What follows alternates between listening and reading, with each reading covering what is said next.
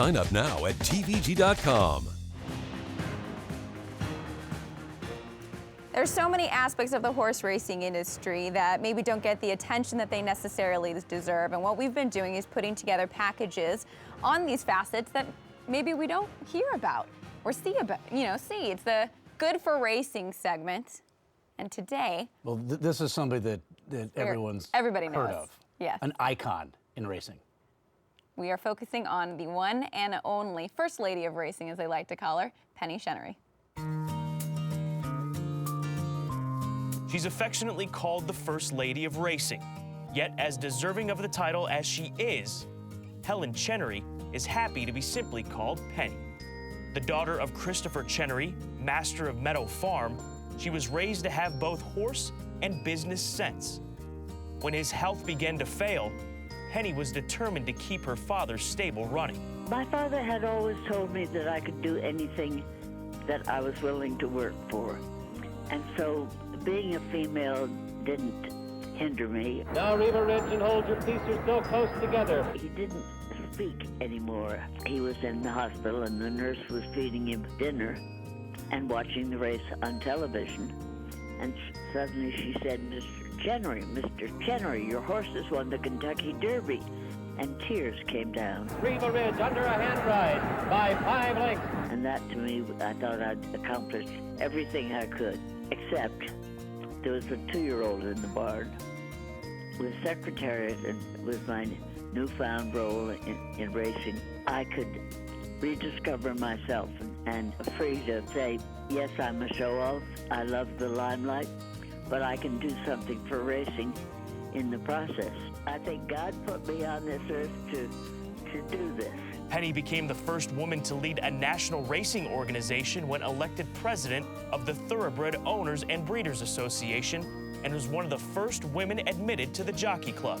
In 2010, she introduced the Vox Populi Award, recognizing horses who generate the most attention to racing. American Pharoah has won the Triple Crown! I went to the Belmont, and more women stopped to tell me how I influenced their lives, that I was a role model that they followed, and that meant so much to me. That fills my heart. Then I feel my life has been a success, because I had to learn the hard way to be myself.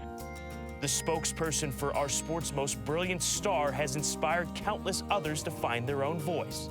For this, in addition to her tireless efforts to promote and better the industry, it's obvious, Penny Chenery is good for racing.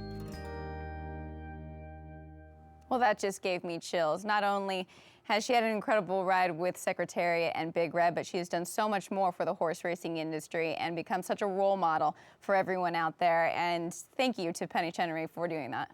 I mean, honestly, forget about gender. I mean, she's one of the most influential people ever in racing. It doesn't, I mean... Doesn't matter. Yes, it doesn't matter male or female. And Secretariat, most people consider the greatest horse of all time. It is amazing to think that, it was good that her father in the hospital able to hear about Riva Ridge winning the Derby in 1972, and they had a 2-year-old Secretariat who in 1973 on his way to become the greatest horse ever. But you had the most powerful horse ever, and then one of the most powerful individuals, strongest individuals, innovative individuals in the history of racing as the owner of that superstar racehorse. So they fit together perfectly. That was a 2.5-minute piece. When it's Penny Chenery, it could have been 30, 45 minutes. I mean, there's just so much to get through. I mean, she's so many different causes. One of the founding members of the Thoroughbred Retirement Foundation, giving horses, retired thoroughbreds, a place to live and have homes after their careers on the racetrack are over. And this is kind of a cool thing. What they've done with a lot of these horses after their career with the TRF is at certain prisons around the country, they have a tremendous amount of acreage. And so they give the horses stables and a place to live at the prison. And then they have interaction with the prisoners, which is a very therapeutic thing for the prisoners and great for the horses as well. So many great causes. You think Penny Chenery, you think Secretariat, but so much more to what she brought to this great game of ours. Absolutely. And you just heard the Vox Award Yeah. that she created, and we know how many great horses have received that award. So she really a huge asset to the horse racing industry. And what I love so much about her, and you can see it in that video there, is her passion for the sport. How excited she was, and who wasn't, when Secretariat won the Belmont Stakes by what he won it by, and how excited she was. She brought a new aspect to the sport, I think, and she's kept it there. She's instilled a lifelong passion for it, and has been absolutely a huge asset to the sport. And did you know there's a documentary on Penny Chenery?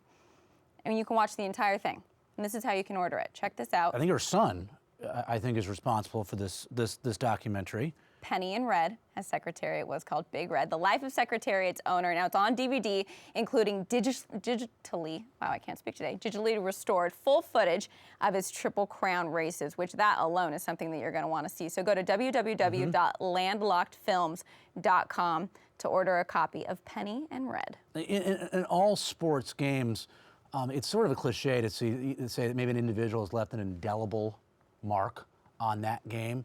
But you know you're important and you're one of the all-time greats when, I mean, it's over 40 years since Secretariat, and I think even newbies in racing, they know who Secretariat is, they know who Penny Chenery is, and I think that will be the case 100 years from now.